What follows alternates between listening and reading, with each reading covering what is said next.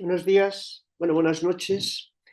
Allá en España, yo me encuentro ahora mismo en Ciudad de México, una ciudad que adoro y que siempre me acoge con los brazos abiertos, así que encantada de estar aquí y hablando con todos vosotros.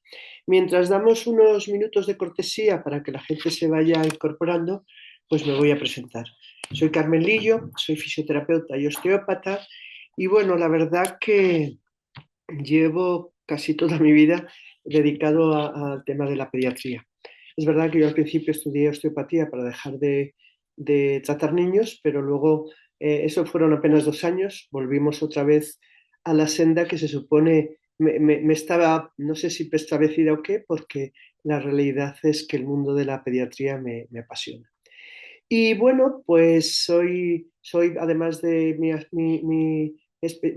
aportación clínica, yo soy docente, soy profesora de la Escuela de Osteopatía de Madrid, además de dar clases como profesor auxiliar en alguna universidad y de tener otras formaciones. Y la realidad es que en todos estos años, como donde más aprendes es en la clínica, porque la realidad es que yo creo que estudio bastante, pero la clínica es la que más me aporta, pues he ido viendo diferentes aspectos o desde diferentes aspectos uno de los problemas que me parecen más importantes en el mundo de la pediatría y son los niños respiradores vocales. Entonces, esto, desde mi trabajo con el desarrollo motor, que es una de las facetas en las que dedico mi parte de la clínica, pues he visto cómo hay influencias que vienen más desde este desarrollo motor para que luego acabemos en un respirador bucal. Bueno, lo que vamos a hacer es analizar diferentes aspectos, pero sobre todo desde el punto de vista del desarrollo. Empezaremos poco a poco desde la época embrionaria, la época postnatal y luego ya en el resto del desarrollo. Y a partir de aquí entender cómo podemos actuar para evitar estos trastornos de la respiración, además de poder intentar evitar los trastornos del desarrollo. Eh, si os parece, cuando acabemos, me hacéis las preguntas que queráis. Yo prefiero que las preguntas las hagáis por audio. Si hay algún problema, esto lo hacéis por escrito, pero en principio por audio creo que nos comunicamos mejor. Y, y bueno, pues vamos a comenzar. Mirad, cuando yo empecé a tratar niños con problemas respiratorios, realmente estos niños venían a mi consulta por un problema postural. Tened en cuenta que yo estoy hablando de el año 88. Miento, 86 es cuando yo empecé a tratar niños. Y entonces no se sabía lo que era la osteopatía, bueno, entonces no lo sabía ni yo. Y por supuesto, digamos que las patologías de los niños, bueno, como los adultos, estaban muy encapsuladas. Entonces venía un niño con un problema de postura y en principio, pues nosotros tratábamos la postura, pero poco a poco, he de decir que esto es gracias a los conocimientos que me dio la osteopatía, pues empiezo a entender que un niño que tiene un problema postural quizá pueda venir por un problema respiratorio, ¿no? Y empiezo a trabajar en esa faceta. La verdad que todo el sistema estomatognático a mí es algo que me apasionó desde que lo estudié en la escuela y me pareció importantísimo a la hora de valorar estos problemas de postura que podía tener un niño. Pero, por otro lado, yo siempre pensé, o en aquellos momentos pensé, que un niño podía ser un respirador bucal, pues porque tenía las fosas nasales no permeables y de ahí se generaba un problema de postura. Pero poco a poco, con el tiempo y con los conocimientos que he ido adquiriendo, pues te das cuenta que no, que ese niño puede tener un problema de las fosas nasales, del desarrollo de las fosas nasales, ya por una anquiloglosia. Y esto se gestó en la edad fetal. Pero por otro lado, también empiezo a ver que hay niños que tienen un problema de postura que generan después un problema respiratorio. Y para mí es la clave de un cambio fundamental en mi paradigma a la hora de tratar a los niños. No es que el niño sea un respirador bucal y cree un problema de postura, que sucede muchas veces, pero en otras no es así. En otras ocasiones el niño tiene un problema postural o, como veremos después, un problema de desarrollo que impide que se desarrolle bien todo el sistema estomatognático y a partir de ahí se crea un problema respiratorio. y es lo que me gustaría que abordáramos en este rato. ¿Qué fue primero? ¿De acuerdo? Obviamente, afortunadamente tenemos unos métodos diagnósticos amplísimos para valorar qué fue lo que le pasó a ese niño. Es cierto que hay ocasiones en que nos vienen ya los dos problemas tan establecidos que quizá, bueno, si nos retrotraemos a la historia del niño podríamos saber qué fue primero, pero la realidad es que hay que hacer un análisis de cómo fue su infancia, vamos, sus primeros meses de vida, no solo en el tema de la salud del niño, etcétera, sino cómo se desarrolló para poder entenderlo. Así que vamos a ver cómo se producen determinados, o vamos a analizar determinados aspectos que suceden en la época fetal para luego entender lo que va a suceder después. Y primero hablaremos de cómo se produce el desarrollo neurológico. Lo vamos a hablar de una manera muy light, porque no nos da tiempo a analizarlo pormenorizadamente, pero luego nos detendremos más en el desarrollo. Y es que el feto presenta unos reflejos primitivos que van a permitir unos movimientos que serán la base de los movimientos futuros. Esos movimientos están regulados por el tronco cerebral y son determinantes para lo que pueda suceder.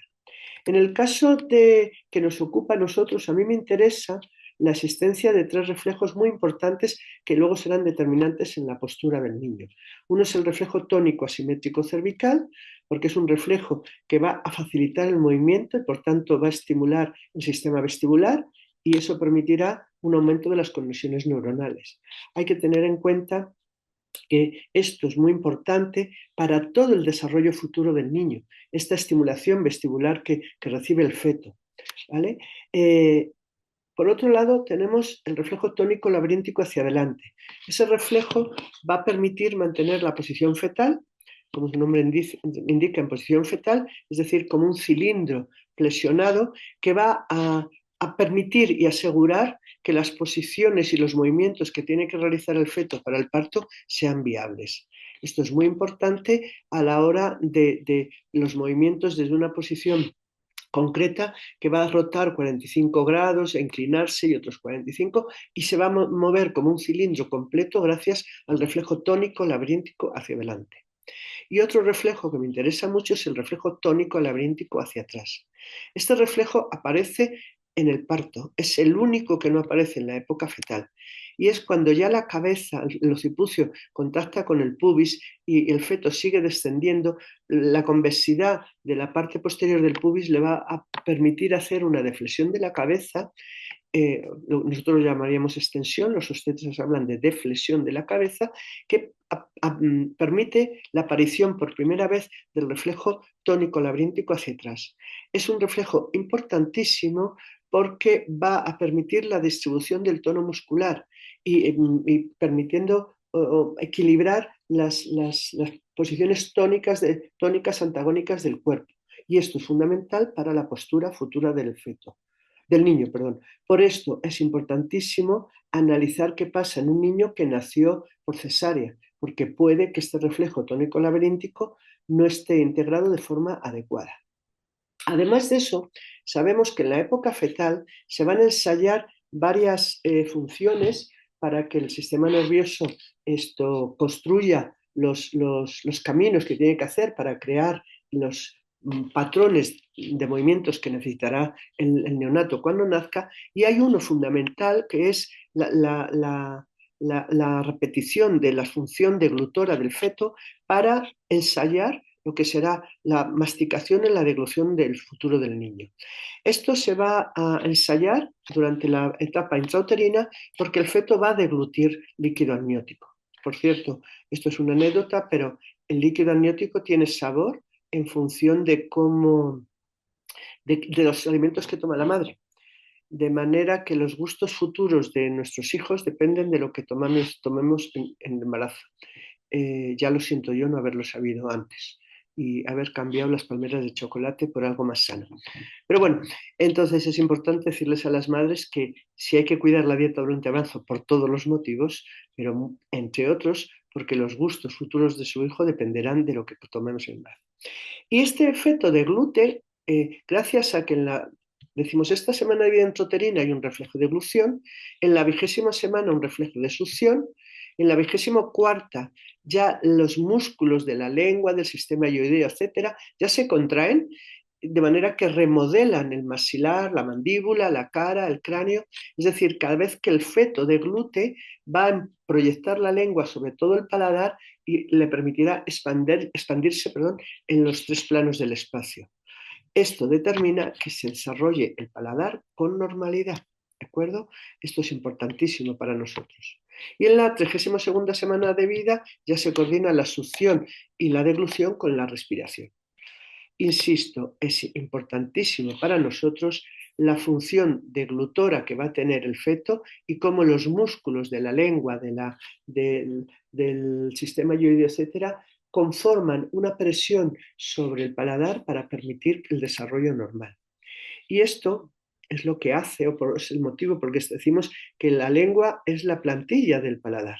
El paladar y la lengua se van a desarrollar al tiempo, simultáneamente, y sabéis que primero aparece un nervio, luego aparece un esbozo muscular que permite esa contracción y de ahí la formación de los huesos y los cartílagos.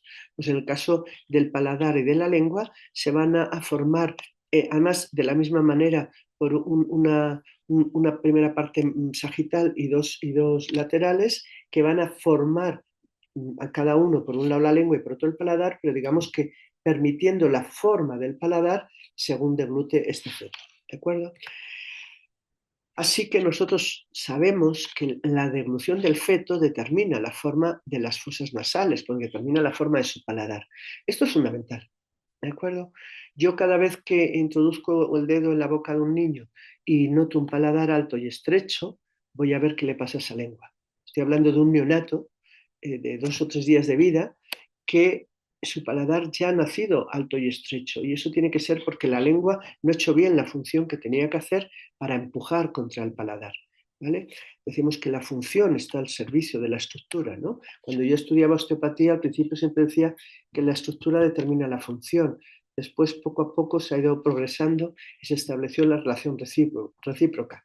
Pero nosotros hablamos a nivel del desarrollo fetal, primero es la función la que determina la forma.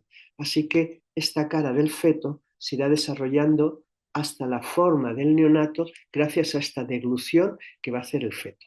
¿De acuerdo?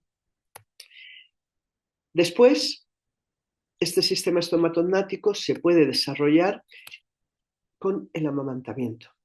Es decir, la forma en la que se alimente al niño determinará cómo seguirá creciendo estas fosas nasales. El recién nacido nace con todas las estructuras necesarias para poder coordinar las acciones de deglución y respiración. ¿De acuerdo? La faringe, la laringe, la boca, todo está perfectamente distribuido para que tenga el espacio suficiente para de forma alternante deglutir y respirar. Claro, esto implica que si hay un niño, un bebé que tiene una alteración de la deglución o algo que trastoque su alimentación, pueda presentar síntomas o pueda alterar síntomas en la respiración. Pero por otro lado, si un niño tiene problemas respiratorios, puede interferir en la alimentación. Es decir, si un niño tiene un problema respiratorio y las fosas nasales no son permeables, a la hora de mamar, como tiene que hacer un sello con el orbicular, tiene que hacer un vacío, no podrá hacerlo si necesita respirar por la boca. Entonces, no hará el sello adecuado, lo que impedirá hacer un ordeñe adecuado o provocará dolor en la madre, o que sea, es decir, alterará la alimentación. Pero por otro lado, si tenemos un niño que por algún motivo no puede deglutir o no puede ser alimentado con lactancia materna, va a alterar la forma en que se desarrolla el paladar y eso creará problemas respiratorios. Así que no debemos olvidar esta relación entre ambos. En estos casos, estos niños cuando maman pierden leche por la comisura, porque como no hacen sello, la leche se va perdiendo, no hacen vacío. Y esto es muy importante porque son muchos los autores que consideran que el amamantamiento no es una mera forma de alimentar a un niño. No, no hay que valorar solo las maravillas de la leche materna, sino el gesto del amamantamiento, porque el amamantamiento se considera el primer aparato ortopédico natural que hay. Cuando el niño deglute, lo que va a hacer es apoyar la lengua sobre todo el paladar, proyectarla sobre todo el paladar y le permitirá que este paladar crezca en los 3 planos del espacio, lo que va a asegurar su desarrollo transversal, ¿vale? Así que podemos decir que el amamantamiento optimiza además el desarrollo de la musculatura orofacial del sistema estomatognático. En otras ponencias yo he analizado qué músculos se desarrollan en función de que el niño sea alimentado por amamantamiento o por biberón. Y desde luego la diferencia del desarrollo de la musculatura orofacial es determinante. En esta ocasión no tenemos tiempo para analizarlo, pero es muy interesante. Entonces, es el amamantamiento el que optimiza este desarrollo. Y lógicamente el desarrollo de la musculatura va a determinar un desarrollo del sistema estomatognático importante. Así que este niño que no puede ser alimentado por leche materna puede tener problemas respiratorios. Hay que decir que además de lo dicho y del crecimiento armónico que va a permitir el amamantamiento, también va a permitir, o sea, va a enseñar al niño a respirar por la nariz, fundamental para el futuro, va a potenciar la musculatura de este sistema, pero además va a favorecer el aprendizaje de la masticación. Esto es importantísimo. Hay muchos niños que vienen a nuestra consulta que no mastican bien. Los padres dicen que comen bien porque son buenos comedores, pero no mastican bien, la comida se le hace bola enseguida, quieren alimentos blandos, etc. ¿Vale? Además de esto, facilita el balbuceo, que es un precursor del lenguaje. ¿De acuerdo?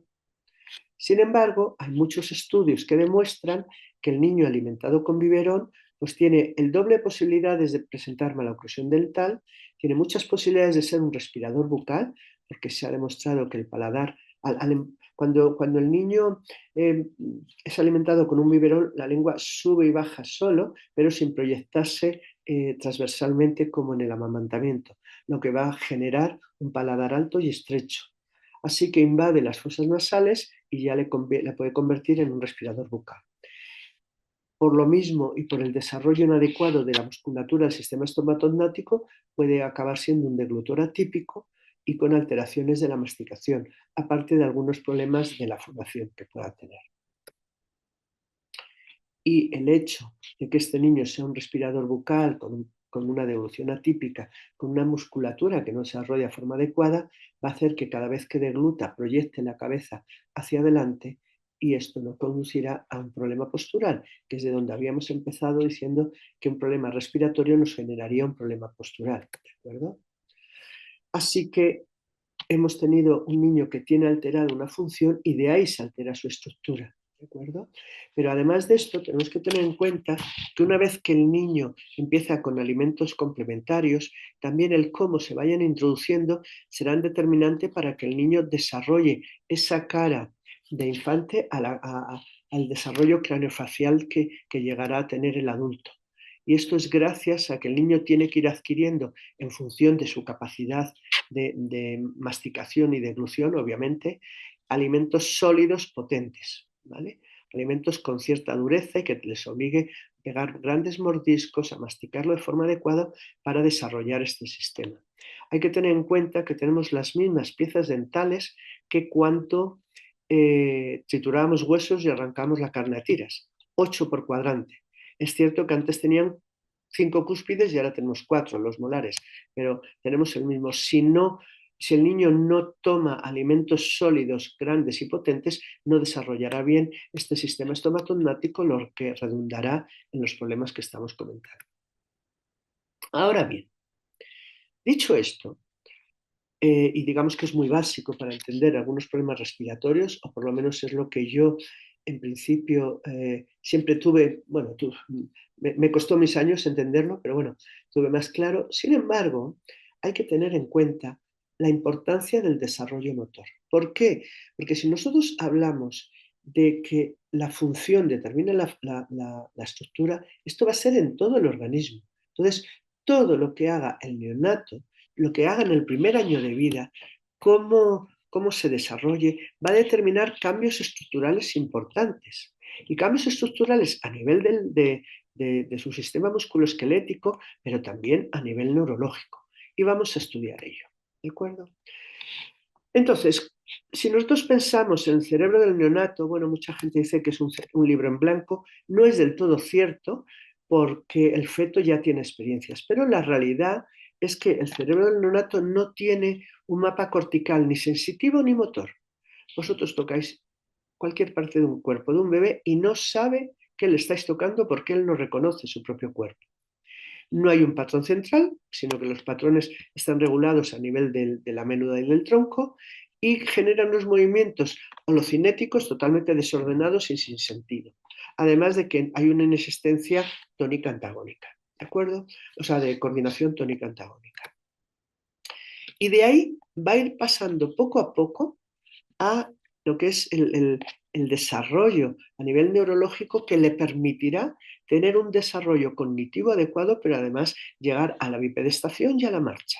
Y esto es gracias a que va a tener unos reflejos primitivos con unas respuestas posturales totalmente subdesarrolladas que poco a poco van a permitirle adquirir un ítem motor. Ese ítem motor va a permitir que los reflejos se vayan integrando poco a poco y que vayan apareciendo cada vez más respuestas posturales, hasta que acaben por integrarse todos los reflejos y este niño acabe en una bipedestación con una marcha independiente. Pero insisto, también con un desarrollo cognitivo.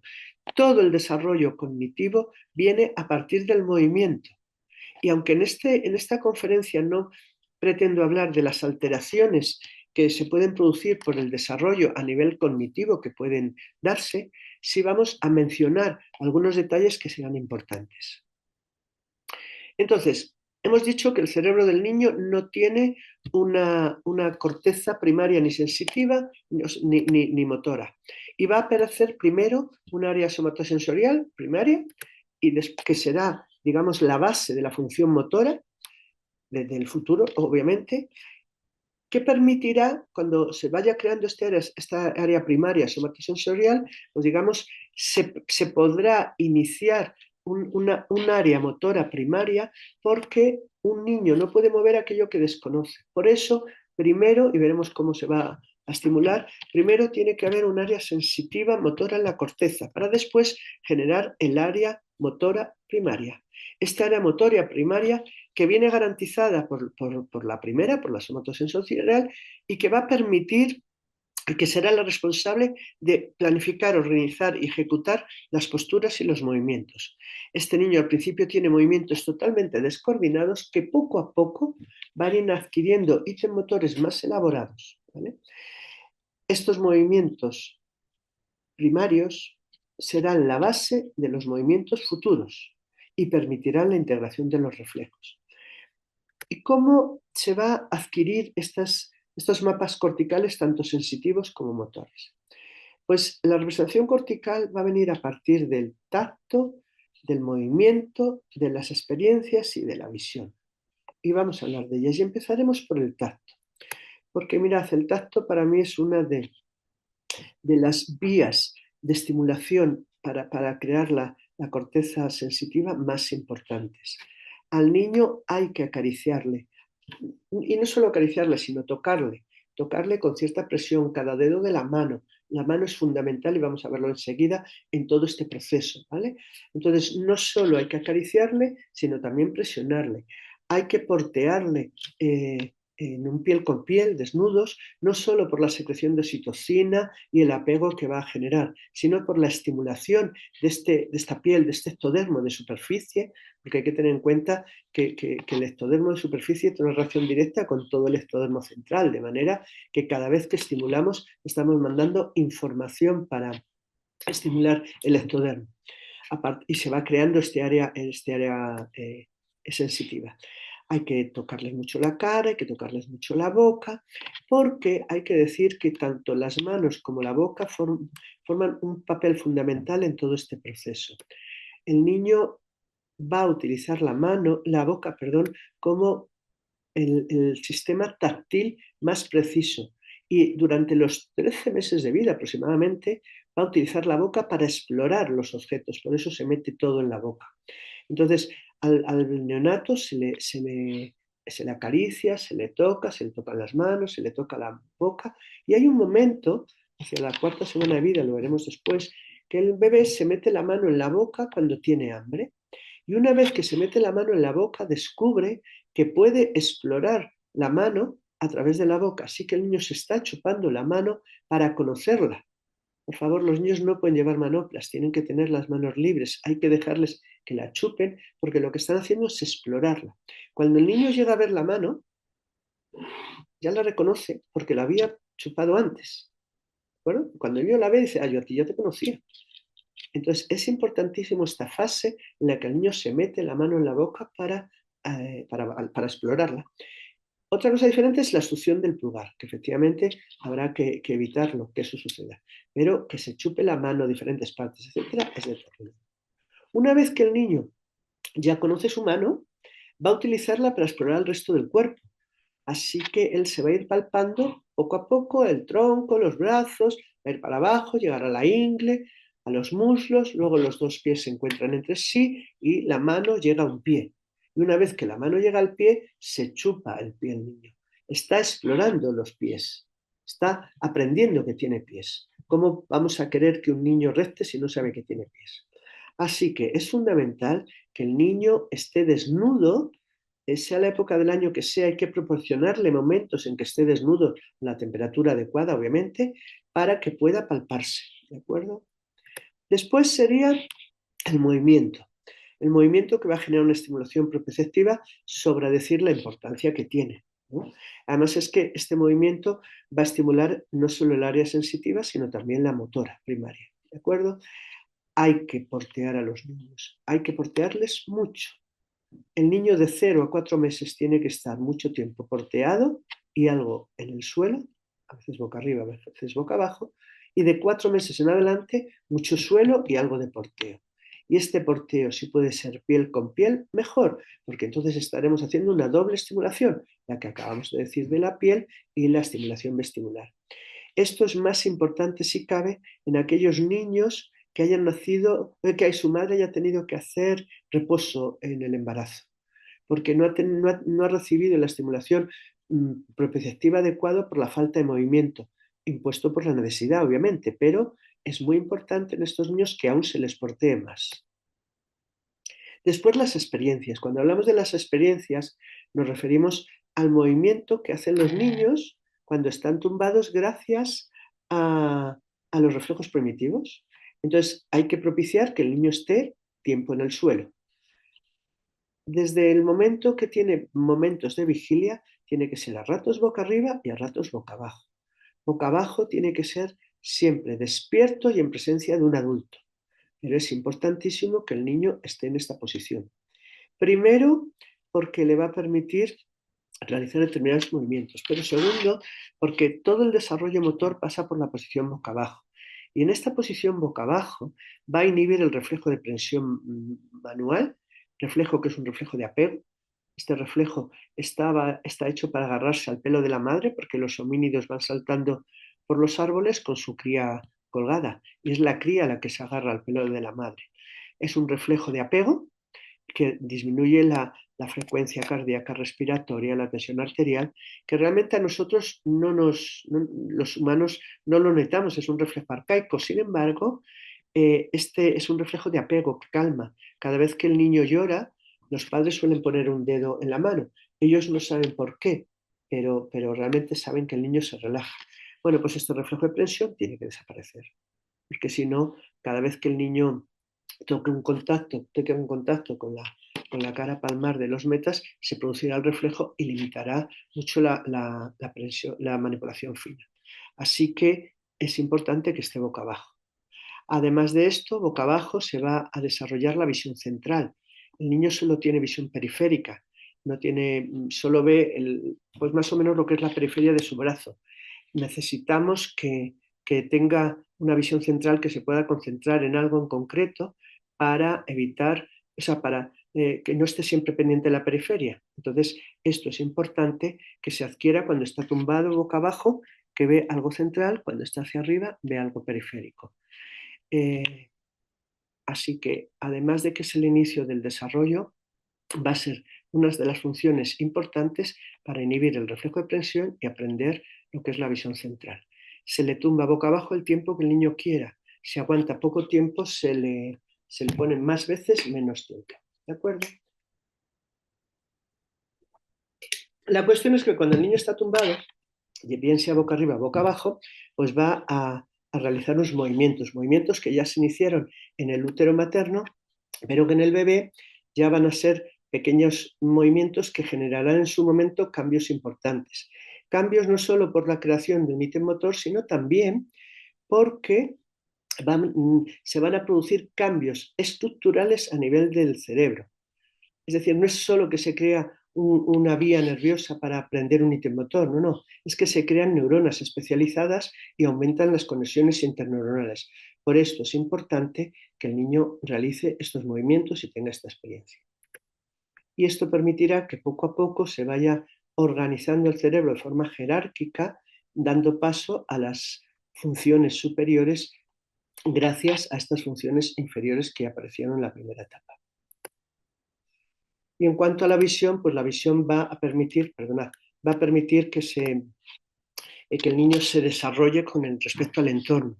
Y la visión además será después lo que le va a impulsar a cada cambio del desarrollo porque algo le llama la atención y el niño intenta perseguir aquello que llama la atención. Por supuesto, es importantísimo esta estimulación sensorial.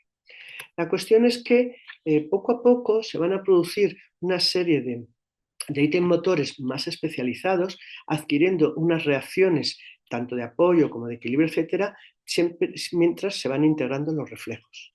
Estos reflejos que no desaparecen nunca, solo se integran, ¿de acuerdo? Y de esta manera tenemos que tener en cuenta que este neonato, que hemos dicho que hasta la cuarta semana de vida aproximadamente, que es el momento de la adquisición de la mirada en la que va a empezar el enderezamiento de la cabeza, hasta entonces pues el niño no tenía un mapa cortical, ni sensitivo ni motor, los patrones estaban regulados por el tronco, los movimientos eran orocinéticos y no había coordinación tónica antagónica. Aquí en la cuarta semana de vida ya aparece esta fijación de la mirada más importante, el niño se fija en objetos y en caras y esto va a tener unos movimientos de pedaleo del miembro inferior que va a permitir mejorar el tono de la musculatura abdominal, lo que irá poco a poco generando cambios en la estructura, en la forma del tronco, ¿de acuerdo? El tronco del neonato es muy grande en el abdomen y muy pequeñito lo que es el tórax, y gracias a estos movimientos que va a ir haciendo y a los cambios en el tono de la musculatura va a ir cambiando esta diferencia morfológica. Además, empieza a disminuir la posición de flexión y ya os he dicho, aquí es cuando el niño empieza a meterse la mano en la boca y empieza a partir de ahí su fase exploratoria. En la sexta semana de vida ya la fijación de la mirada es bastante importante, la musculatura abdominal se ha activado progresivamente y aquí ya empezamos a tener unos cambios estructurales en el que el tronco y el abdomen ya prácticamente son simétricos. Va a haber un mejor control cefálico, todo esto gracias a la fijación de la mirada y en la posición de los miembros, sobre todo, vamos, tanto inferiores como inferiores, es más estable. De hecho, los brazos ya dejan de estar en esta posición de asa de cubo y ya van a una posición en la línea media, lo que va a permitir, a partir de que los brazos llegan a la línea media, además de desarrollar una visión binocular muy importante, digamos que entender que desde la línea media puede adquirir los objetos y puede trabajar con los miembros superiores. Entonces, vamos a ver cómo va a producirse todo el desarrollo del niño. Os aviso que, aunque hablo de fechas, pero hablamos de fechas en las que yo voy a hablar más o menos de unos 2 meses de diferencia entre unos y otros. Y sabiendo que si el niño, llegada la fecha que se supone que tiene que hacer una habilidad determinada, si no la tiene, pero está en proceso de adquisición, no pasa nada. ¿De acuerdo? Y por otro lado, para mí es fundamental, todo este desarrollo es libre. Al niño no hay que estimularle a nivel motórico. Toda la estimulación de la que hemos hablado antes es una estimulación a nivel sensorial. No hay que sentarle, no hay que voltearle, no hay que hacerle nada. El niño lo hará cuando esté capacitado para hacerlo. Y es determinante porque muchas de las cosas que alteran este desarrollo es la intervención precoz inadecuada. ¿De acuerdo? Entonces, El niño, hemos dicho que a partir de los 4 meses debe estar mucho en suelo y algo porteado, ¿vale? Le hemos ido porteando, o sea, tumbando poco a poco, a ratos boca arriba y a ratos boca abajo, ¿vale? Cuando el niño está boca abajo, bueno, tanto boca arriba como boca abajo, a los 4 meses de vida, empezará a moverse como las agujas del reloj, es decir, gira sobre sí mismo en sentido, vamos, en sentido antihorario u horario, como considere. Este movimiento es importantísimo porque se produce gracias a una evolución del reflejo de Galán y va a influir en la formación de las articulaciones coxofemorales. ¿De acuerdo? Que se desarrollen con normalidad, empiezan no solo en la época fetal, que es cierto que la posición del feto ha influido, pero ahora en esta fase en la que va a hacer este movimiento en agujas del reloj. Además de eso, hacia los 4 meses y medio, 5 más o menos, el niño empezará a intentar llevar un brazo a algo que le llama la atención, lo que le colocará con un brazo extendido y la pierna del lado contrario. Esta es una posición asimétrica que será preparatoria para el resto de movimientos que va a empezar a hacer, porque a partir de esa posición iniciará un volteo voluntario, después el arrastre, etc. ¿De acuerdo? Entonces, el niño estaba a ratos en prono, a ratos en supino y empieza el primer volteo. Entre los 5 o 6 meses es cuando se va a producir todo el volteo. Si este volteo, y el primer volteo que se produce, perdonad, es de supino a prono. Primero voltea de supino a prono, a pesar de que es más difícil, pero empieza así porque hay que asegurar la posición prona porque todo el desarrollo pasa por la posición prona. ¿De acuerdo? Entonces, primero voltea de prono a supino, que al principio lo hace como muy marcadamente hacia un lado, luego ya empieza el otro, etcétera, y entre medias va pasando poco a poco de prono a supino. De manera que esto va a suceder entre los 5 y 6 meses. Al final de los 6 meses, es decir, 7 menos 1, este niño tiene que estar moviéndose por la casa como si fuera una croqueta, ¿vale? Cuando el niño se voltea, aprende lo que es la dimensión transversal. Les he dicho que el conocimiento empieza por el movimiento, ¿vale? Entonces, calculad que hacia los 7 meses el niño ya tiene que estar volteándose, ¿de acuerdo? Ahora, entre 7 y 8 meses debe rectar. La rectación es uno de los ítems motores para mí más importantes. ¿Por qué motivo? Porque primero es la primera vez que los dos hemisferios cerebrales trabajan juntos. Porque tiene que trabajar con un brazo y la pierna contraria. Esto es importantísimo para desarrollar el cuerpo calloso y para desarrollar una buena conexión interhemisférica. Vamos, que si queremos que nuestro hijo sea ingeniero aeronáutico y poeta, ¿por qué no? Pero necesitamos una buena conexión interhemisférica, ¿de acuerdo?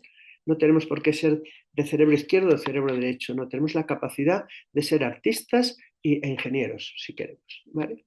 Entonces, además de eso, la rectación asegura la coordinación ojo-mano, la coordinación mano-pie, fundamental para el deporte, para el equilibrio, para muchas actividades de nuestra vida cotidiana. Además, cuando rectan, trabajan el tibial posterior, porque colocan el primer dedo, se impulsan, y eso va a trabajar el tibial posterior, fundamental para el futuro, para la estabilidad del pie en el futuro, ¿de acuerdo? El niño está aprendiendo lo que es el largo, si volteando era el ancho, rectando es el largo, y además va a trabajar la lateralidad cruzada. Esto es determinante para la lectura y la escritura. Pensad en la letra O. Ponerle un palito arriba a la izquierda, que tengo una B, ¿verdad? Y si lo pongo a la derecha, tengo una D. Y si es abajo, una P o una Q. ¿Qué significa esto? Que si no tengo una buena lateralidad cruzada, quizá confunda las letras y tendré dislexia.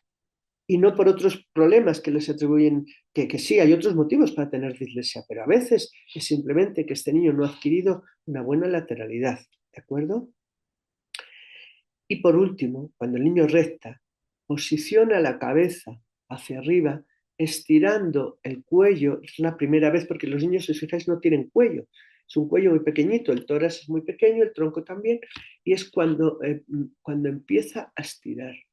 Y esto determina el desarrollo del sistema faringe y del sistema estomatognático. Contribuye a este desarrollo este gesto mecánico, ¿vale? la faringe y la laringe de un niño están hechas para tomar leche. Para poder deglutir alimentos sólidos sin ningún riesgo, tienen que desarrollar todo el sistema faríngeo. Y esto es gracias a estas posiciones de extensión en la que el niño va a desarrollar todo este sistema faríngeo. Importantísimo. O sea, pensad lo que significa cuando a un niño le sentamos por nuestra cuenta, no recta, porque está demasiado tiempo en una hamaca, etcétera, todo lo que implica, ¿de acuerdo? Entre 7 y 8 meses, entre 6 y 7 meses debe rectar, al final de los 8 meses, es decir, a los 9 menos 1, debe arrastrarse por toda la casa, ¿vale? Ahora, una vez que el niño recta, va a ponerse a 4 patas o va a intentar ponerse a 4 patas, pero no será estable. Es una cuadripedia totalmente inestable. Pierde el equilibrio porque no tiene estabilidad para gatear, que lo intenta, se pone a 4 patas y se cae, y entonces se queda sentado con los brazos hacia adelante. Esto, que es una posición de sedestación oblicua, también puede suceder porque el niño está tumbado, le llama la atención algo, cae hacia arriba y levanta un brazo e intenta acceder a un objeto y acaba en esta sedestación oblicua. Esta sedestación oblicua va a permitir que el niño esté desarrollando las relaciones de apoyo, porque lo que le sujetan en esta posición de sedestación oblicua son los brazos. Así que el cerebro está aprendiendo que cuando él está desequilibrado, los brazos le ayudan. Estas reacciones de apoyo serán el último elemento de protección ante una caída, ¿vale? Y de aquí, a base de intentarlo una y otra vez, acabará el niño sentado, ¿de acuerdo? Porque va intentando esta sedestación y va apoyándose con los brazos y se sienta. Mirad, el niño no se debe sentar antes de que llegue él solo a través de la sedestación oblicua y con el apoyo de los miembros superiores. Si nosotros le sentamos antes, y la foto del niño que tenéis a la izquierda veis cómo está cifosado, cómo su cuello apenas se ha extendido, etc., es un niño al que han sentado antes de lo debido. ¿Qué pasa si un niño le sentamos a los 5 o 6 meses? Hay muchos pediatras que te dicen hay que empezar a sentarle, o muchos padres que lo consideran, o porque el hijo del amigo se sentaba antes de tiempo y consideran que por eso son más inteligentes, que no es así. ¿Qué sucede? Al niño se le sienta antes de tiempo. Como no tiene una buena base de sustentación y no tiene equilibrio en las caderas, va a separar las piernas para intentar ampliar la base. Pero se cae, no tiene una estabilización que pueda controlar el tronco, se cae. Es más, a veces se viene hacia adelante y para no irse hacia adelante llevan los brazos hacia atrás. ¿Qué está aprendiendo el cerebro? Cuando yo me caigo hacia adelante, debo llevar los brazos hacia atrás. Cuidado, porque en lugar de adquirir unas reacciones de apoyo, de poner los brazos ante una caída, lo que está aprendiendo es que cuando uno se queda hacia adelante, tienes que hacer así. Y son estos niños que van corriendo y se caen y llevan los brazos hacia atrás y claro, caen de boca. Pero aparte de eso, a mí me importa porque fijaos cómo esta es una de las fases, junto con la rectación, importantes para el desarrollo del sistema faríngeo. Fijaos aquí la tensión que tendrá ese mediastino, diafragma, etc. Y entonces todo el sistema faríngeo no se desarrolla con normalidad. Y esto determinará un mal desarrollo del sistema estomatognático. O un niño con un desarrollo, porque tampoco va a rectificar curvas, ¿de acuerdo? Y esto me va a crear un niño que va a crecer ya con un problema postural desde el inicio. Y todo ello redundará en el desarrollo o puede redundar en el sistema estomatognático y un posible problema postural, ¿de acuerdo? Bueno, pues una vez que el niño se sienta, ya tendrá estabilidad para tener una cuadripedia estable y de ahí pues acabará en el gateo. El gateo, que es la última fase en la que se va, bueno, la última no, pero de las más importantes en las que se va a desarrollar de nuevo todo el sistema estomatognático, el tórax se extiende, pierde las curvas, la curva cifótica excesiva y va a expandir todo la caja torácica con un desarrollo de todo el mediastino adecuado y por supuesto el sistema faríngeo. Aparte de la posición de la visión que va a ser determinante para tener una buena relación que habíamos hablado antes entre la visión central y la visión periférica.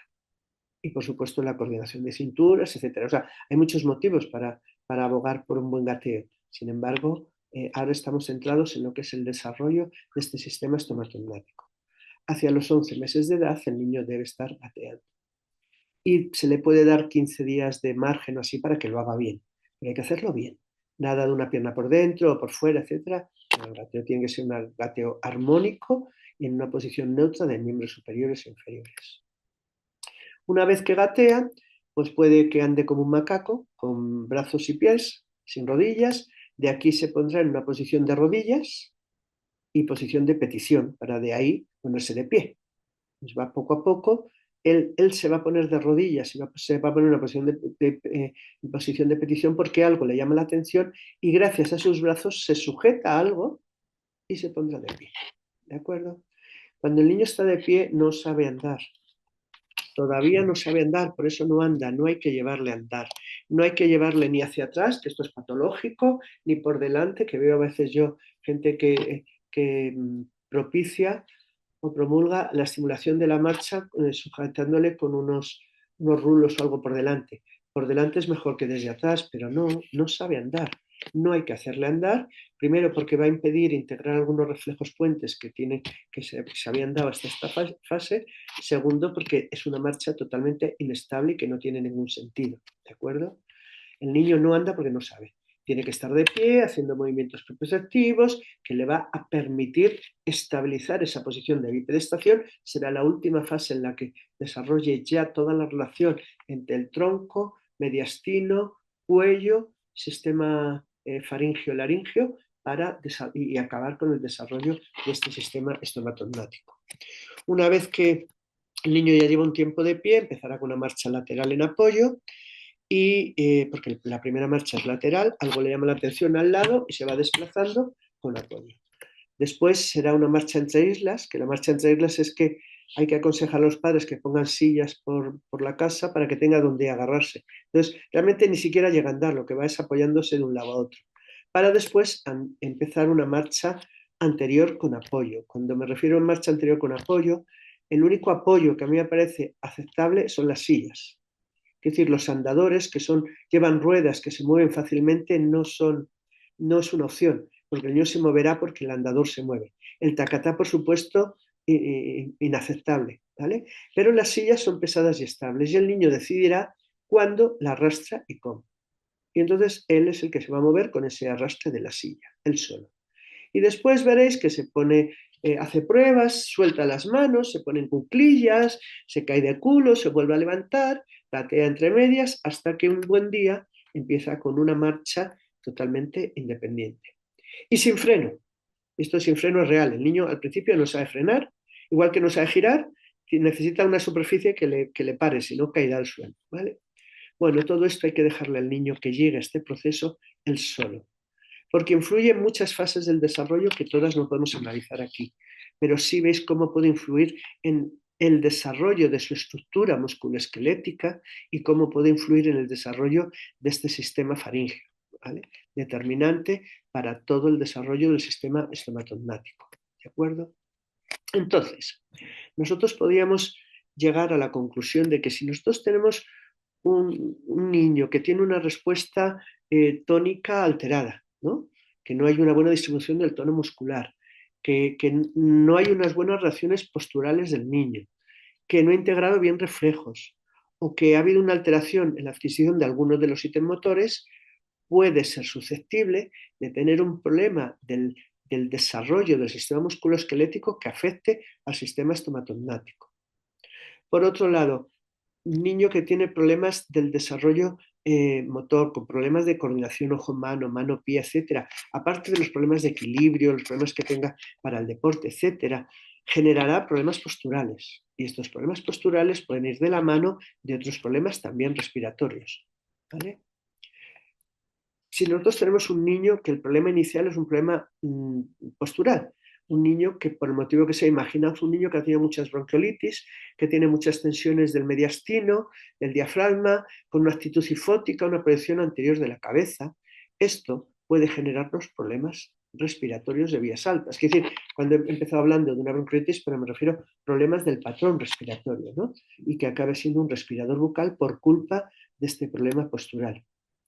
Y por otro lado, niños que tengan problemas respiratorios pueden tener una deglución atípica porque la musculatura de la boca y de la lengua va a estar hipotónica y esto va a impedir que puedan proyectar bien, vamos, que puedan deglutir de forma adecuada si no es proyectando la cabeza hacia adelante, lo que nos creará este problema respiratorio inicial, un problema de deglución atípica y por tanto un problema de postura. ¿De acuerdo? ¿Y qué signos de alarma podríamos contemplar? Porque hay cosas que se pueden ir viendo poco a poco. Pues el hecho de que un bebé pierda leche por la comisura durante el amamantamiento. Es verdad que esto muy a menudo debería provocar a lo mejor dolor en la madre, en el pecho, etcétera, pero a veces, un mal ordeño y que no tenga suficiente leche, pero a veces no, por el motivo que sea, pero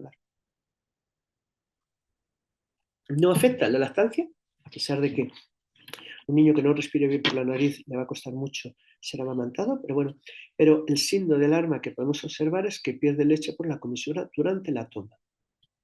Que duerma preferentemente con la boca abierta y que tenga ruidos nasales tipo ronquido o tipo moco ¿de acuerdo? Estas dos últimas cosas pueden suceder en el neonato y obviamente en cualquier niño de cualquier otra edad. Un niño que tenga un desarrollo motor inadecuado, tenemos que ver cómo es su estructura musculoesquelética, qué postura tiene, etcétera, porque puede conllevar, aparte de los problemas futuros, ya que implicará solo lo que es en sí mismo esa postura, problemas a nivel respiratorio. Una posición inestable en sedestación. Esto es para mí importantísimo y sobre todo aquellas personas que quieren aplicar el método Baby-led Weaning para la alimentación de sus hijos, para la alimentación complementaria. No hay que hacerlo hasta que el niño no tenga la posibilidad de estar sentado por sí mismo. Ya en los últimos años hablan más, antes era siempre a los 6 meses, no sé qué, y se sienta el niño, no, no, no. No hay que sentarle para que adquiera ese alimento, ¿de acuerdo? El niño cuando empieza con la alimentación complementaria se le puede alimentar a 45 grados, no, no más, no se le debe sentar a 90, y lo que se puede hacer hasta que pueda estar sentado por sí solo y tomar los alimentos sólidos oportunos es darles los purés machacados con tenedor, ¿vale? No, no triturados totalmente con la batidora para que tenga diferentes texturas, etcétera, y jugar con esas texturas hasta que el niño tenga la capacidad de estar sentado estable. Esto no pasa nada si se aplica a los 9 o 10 meses, ¿de acuerdo? Si tiene alteraciones de los sitios motores, pues más de lo mismo. Por supuesto, si tiene actitudes posturales con proyección anterior de la cabeza, con un patrón cifótico, etcétera. Y si tiene problemas para masticar determinados alimentos. Hay padres que piensan que sus hijos comen muy bien porque comen de todo, pero cuando les preguntas, ¿la carne sin la cebolla? Ah, bueno, sí. ¿Y qué me le gusta más, la fruta a mordiscos o en trozos? No, hay que dársela en trozos. ¿Bocadillos de pan blando o de pan duro? No, de pan blando. Disculpe, su hijo no mastica bien. Y es fundamental que los niños mastiquen, cuando tengan la edad oportuna, claro, una manzana a mordiscos casi todos los días, bocadillos de pan de barra y fuet de la barra, para que los caninos se desarrollen con normalidad y los maxilares se desarrollen con normalidad. Y por supuesto, la fascis adenoides no es un signo de alarma, o sea, ya es cantado que un niño con fascis adenoides es un respirador bucal. ¿De acuerdo? Bueno, tenemos que entender todo esto, tenemos que valorar quién debe trabajar con ese niño a nivel de fisioterapia, a nivel de osteopatía, dependiendo de qué factores me influyen, si tengo que mandarlo al odontólogo, si tengo que hablar con una logopeda, en función de cada problema que presente el niño. Personalmente, nosotros en la Escuela de Osteopatía de Madrid damos mucha importancia a todo lo que es el sistema estomatognático y en nuestra formación de pediatría hacemos mucho hincapié en toda la liberación de los huesos de la cara, de los músculos de la lengua, etcétera, de cada uno de los huesos que puedan provocar una situación de mala permeabilidad a nivel de las fosas nasales y que puedan concluir en estos problemas respiratorios.